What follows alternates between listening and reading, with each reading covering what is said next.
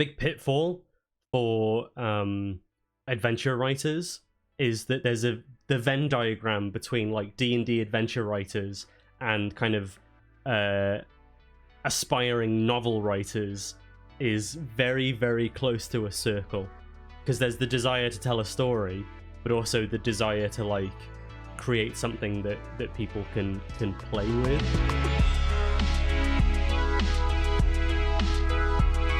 Of you guys who have been like paying attention to the streams and the YouTube channel and on my Twitter and all the things that I've been doing, you will have noticed that over the course of July, things got a bit disrupted. We didn't have a stream. The Stormlord's Wrath videos didn't go up because we didn't stream that, and I didn't run any of my home games for a while. And the primary reason for that was A, I needed a bit of a break, but also B, I've been working on writing my first adventure, which is designed for other people to take and do the thing with, which is done.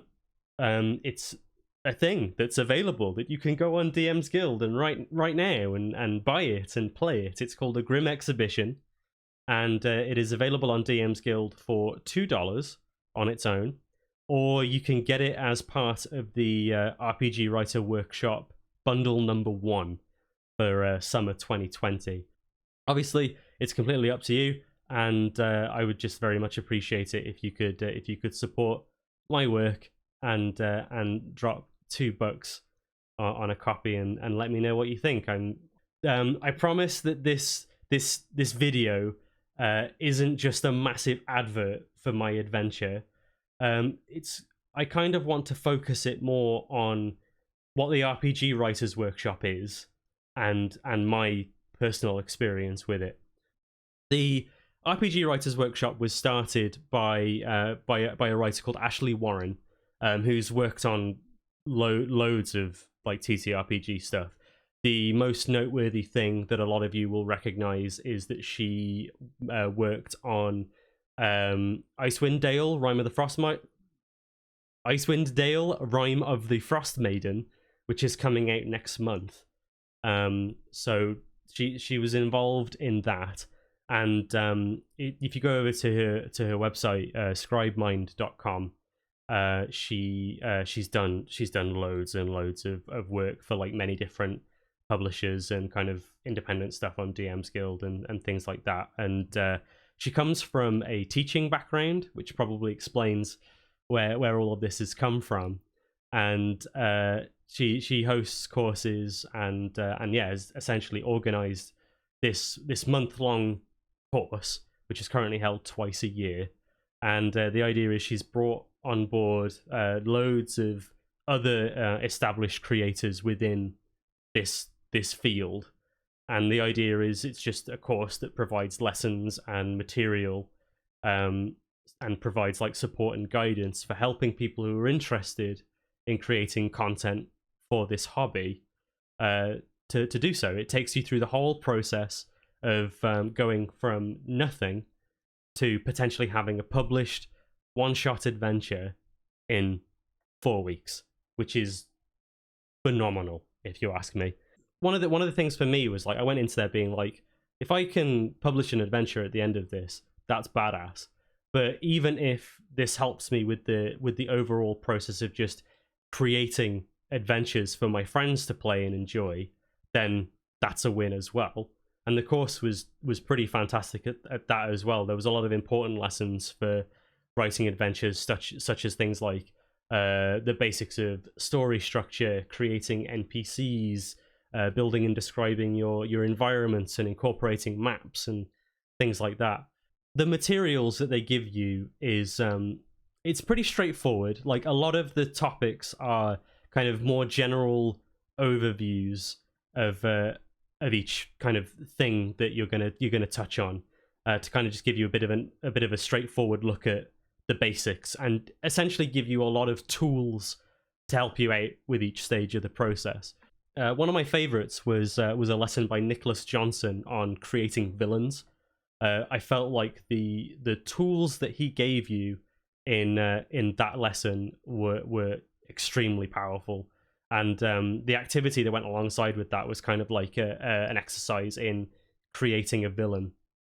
And he very much focused on the reasons why villains are so important in RPG adventures, because they are designed to basically come at odds with your adventuring party. So he focuses on the notion that your villain should be written and designed with that in mind. Like, you need to have the reasons why they're going to come to blows with your heroes. That should be like right at the top level of your design process, and you go down from there. What reasons do they have to get involved? Because it's one thing to have a villain, it's another thing to have a villain that their goals are directly opposed to or somehow intertwine with the things that your adventuring party are trying to do. So I found that doing that exercise and reading that lesson was extremely valuable to me, because, like I say, I'll get into this in more detail in my next video. But NPCs and by extension villains, I feel, is one of my weaker points. So for me personally, kind of coming out of this course, I would recommend it to anyone. Like, anyone who has just a cursory interest in writing adventures for other people, or somebody who just wants to make the adventures that they run for their friends better. I would definitely it's well worth it, no matter what. Whether you can afford to drop the bones on the more advanced, well, not advanced, but like the more fleshed out version, or you just go in on the free tier. Either way, you're going to get access to the Discord server. You're going to get access to a wealth of knowledge from other people, and like a simple challenge. The thing for me, or like one of the two big takeaways that I took from it, was the first one was it made me realize that publishing that stuff is so much easier than I thought it was, and like was actually within the realms of possibility, even for a complete noob such as myself. The most important thing that the workshop teaches, in my opinion, is the concept of creative process. The course essentially takes you through all the stages of going from nothing to a published adventure. So that starts from ideation, to outlining the adventure, to doing your first draft, playtesting, editing, and then finally getting it on somewhere when people can buy it. And I'll be honest, like, this is ridiculous, right? I have a degree in creative writing, and until last month, I didn't know anything about creative process as a writer. I thought about that when I was kind of coming up with the outline for this video, and it just blew my mind. I wasn't taught anything about how to actually do the thing.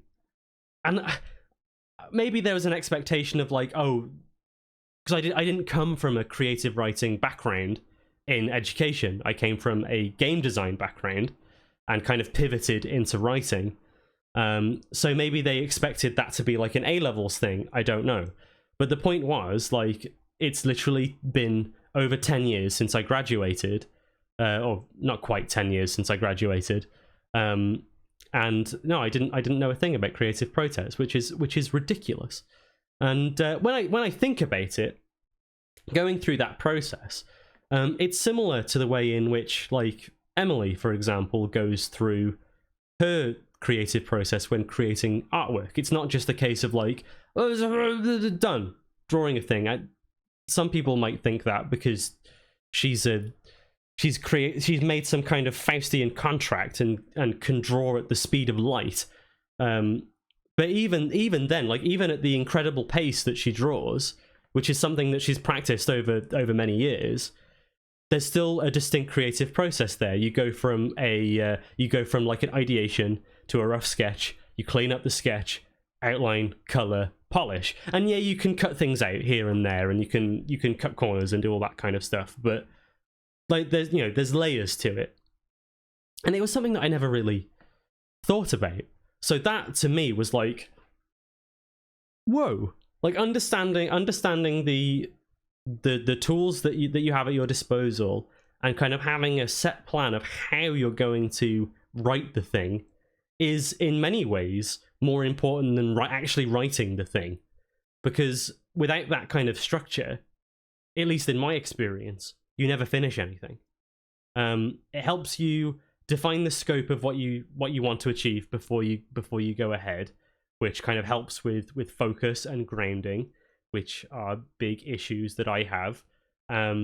You want to do everything, and I think sometimes you'll get stuck into something without really thinking about the outer limits of what you want to achieve, and you keep trying to shoot higher and higher and higher, and your project gets larger and larger and larger and larger and larger until it just becomes unwieldy and you never finish it. In my experience, it really helped with motivation, because at each stage of the process, you've got smaller, more clearly defined goals, which is just like, it's fantastic. It's exactly what I needed, especially when I've got a lifestyle that doesn't give me a whole lot of free time to do this stuff. If I can sit down and be like, right, I'm going to do a mind map today, just kind of laying out how I want to do things, that's what, an hour of my time. I just stick on a playlist that kind of gets me in the mind space of whatever idea I want to work on, crank out a mind map in an hour, and that's like, in a very short space of time, that's a very valuable kind of piece of the process. When I did the mind map for a Grim exhibition, that put a lot of things into perspective for me. Up until that point, I never really thought about writing as much more than just plan the thing, write the thing. And but that's the thing, like, I didn't know how to plan the thing. So the concept of writing in of itself was just extremely overwhelming. Generally, it was just a case of write, and then tidy it up. But you can't really get away with that when you're trying to construct a document like this, which is intended for other people to deconstruct and then present to somebody else. There is value in creation for the sake of creation, but that value to me is more like exercise. It's more like you're building a muscle. It's not like, you can't do that and then expect to have a product ready to sell by the end of it. I think that's very short-sighted. So yeah, now look at me. Like, a month ago, I didn't know the first thing about creative process, and now I have a Trello. Oh, this leads me on to kind of a personal discovery that I made as well, kind of off the back of learning about creative process.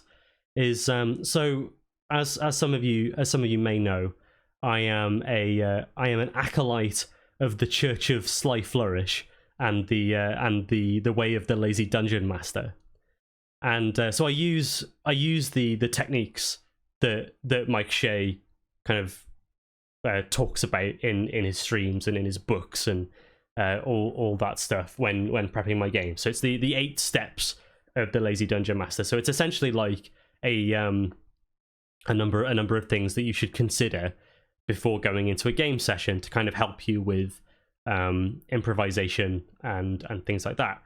And I sat there and I thought about it, and I was like, hang on a minute, Mr. Flourish, what you have given us right there, that's a creative process. That's literally what it is.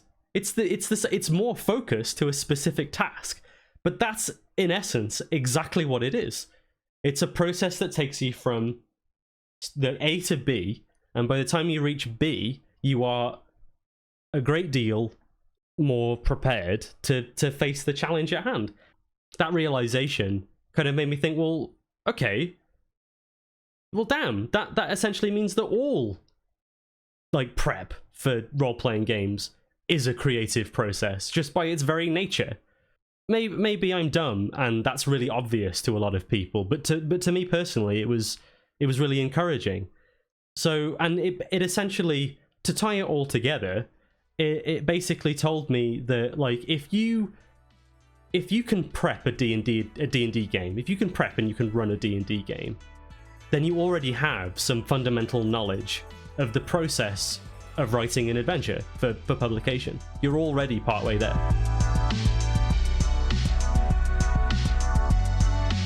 So, with that, it's time to get selfish and talk a little bit about Grim exhibition.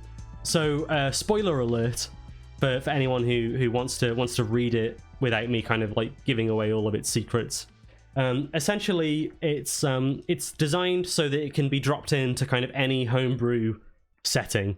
So it gives you a very brief description. It's not even set in a town. It's set in like a district of a town.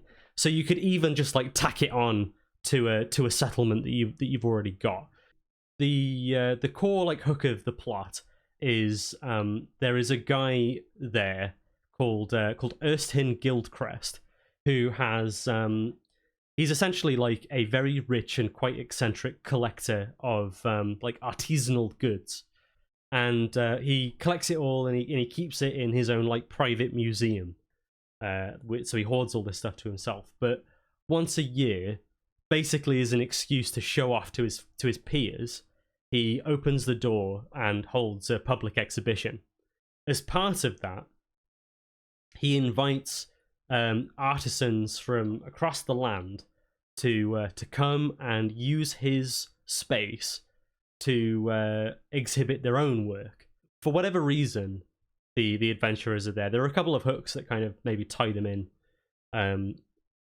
to what's going on. But they are approached by essentially a member of the town council. It starts out that you're waiting in line for tickets, and then he comes along and is like, right, well, I can give you tickets for free, and maybe even buy you some stuff from the exhibition, but I need you to do me a favor. I have heard on the winds that some artisans are going missing. So the first act of the adventure is basically the adventure gives you like 3 key locations. There's an inn, there's a forge, and there's like a trading post. And the idea is you go to each of those places, you gather information. So it's like a very simple investigation sequence.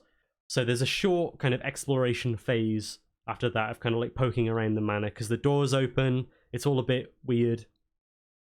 You go in, explore a little bit, and essentially what happens is it leads up to a big fight. The party essentially will discover that the Guildcrest, the organizer's been taken over by a demon or thing, and he's all like, he's like a demon thing that's drawn to talented individuals, which is why he's kind of like, I found the perfect host in this guy because dinner comes to me. Oh, the other thing that the party can learn as well is that there's an artisan that is on her way there, which can kind of add a level of urgency. So the idea behind the adventure, it was actually inspired by the very first episode of Garrow. So if just for anyone who doesn't know, Garrow is kind of like it's a tokusatsu show, which basically means it's like Japanese Power Rangers, or should I say that Power Rangers is American tokusatsu. But yeah, it's a bit darker and kind of got some kind of like more horror themes within it. And it's great. I highly recommend it. And so the first episode of Garrow is set in an art gallery, and the dude the guy who owns the gallery has been possessed by a demon. That's he basically finds this portrait in his storage room that he doesn't recognize, and it turns out that it's a demon and it possesses him. So that was kind of my original idea, was kind of a lot more of a blatant copy of that. So like the idea is it was going to be an art gallery, and kind of Super Mario 64-esque. There were going to be like paintings that projected illusions. So you had to kind of deal with those encounters. Maybe, I mean, that might be something that I use in another adventure down the line. But they projected illusions, and they were kind of monsters that lived in the paintings, and maybe you got like sucked into demi-planes and things like that as part of that whole thing. Or like the boss was going to utilize the paintings to interact with the party in interesting ways. That's kind of why I pivoted from like art gallery to kind of metalwork exhibition. Going from there, and kind of that process, I want to talk a little bit about the playtest. When people talk about playtesting, the majority of the people, in fact, pretty much everyone that I saw talking about playtesting, were running it themselves. And I feel like that is a mistake.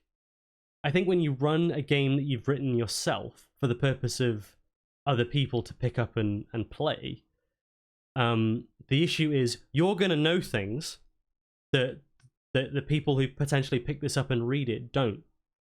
And you're going to naturally fill in blanks by the very nature of you just understanding the material more thoroughly. You understand your own intentions. So when you see your own writing, you're going to be like, right, well, I know what I mean by this, so I'm going to do it that way. The way that I did it is I got my boy Kinross to run it for me with a few of our friends, and I sat in the Discord call on mute, and I'm not gonna lie, it was quite possibly one of the most harrowing experiences of my life. I am a self-admitted control freak, which is probably why I DM.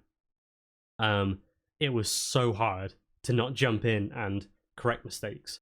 So yeah, it was very useful. So that's the thing that I would heavily recommend to people, is get other people to playtest your game. Don't playtest it yourself. Kind of taking all that into consideration, the playtest, the release, and all this kind of thing. The thing that I'm the happiest about is the kind of investigation portion of that adventure. It's a little bit railroady. Like if you run it as written, it is a little bit railroady, because if you go to all 3 of the locations, you will come to the same conclusion. Like I imagine it'd be very, never put anything past players, right? But I imagine it would be very difficult for players to not come to the correct conclusion.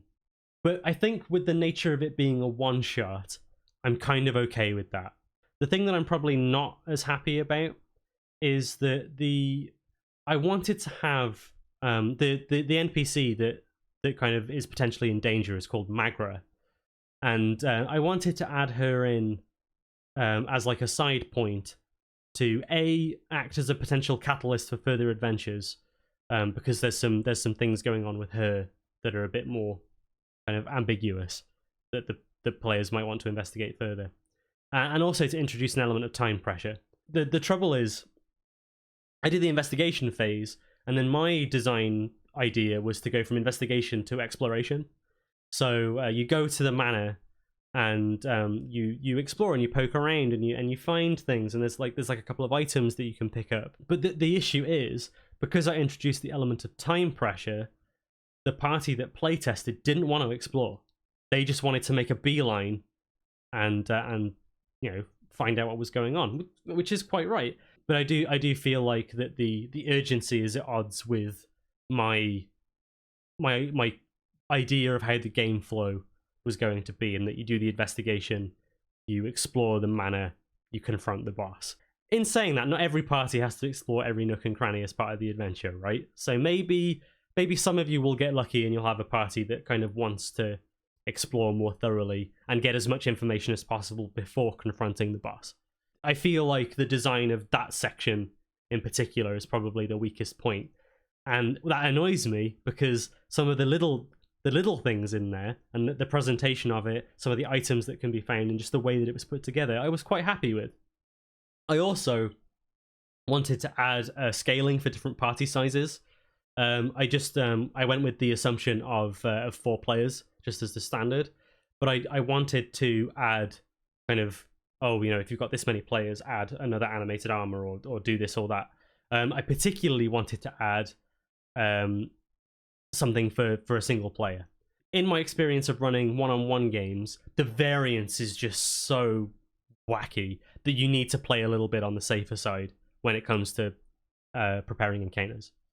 So that's a Grim exhibition. I hope, if anything, me talking about it in a bit more detail and kind of like my thoughts on it has maybe persuaded you to take a look at it yourself and maybe come to your own conclusion and tell me. Like, I am desperate for feedback, so I haven't had a whole lot yet. Please give it to me.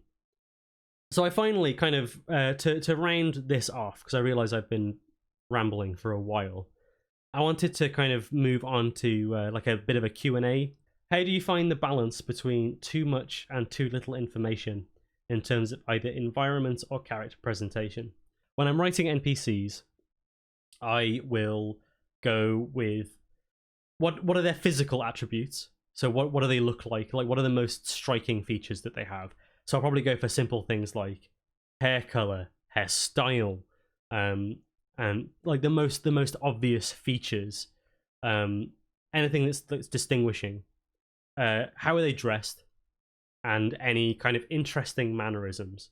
But I will heavily caveat this by saying that I also think that NPCs are my weakest area as a DM and as an adventure writer, which we'll go into more detail in the next video.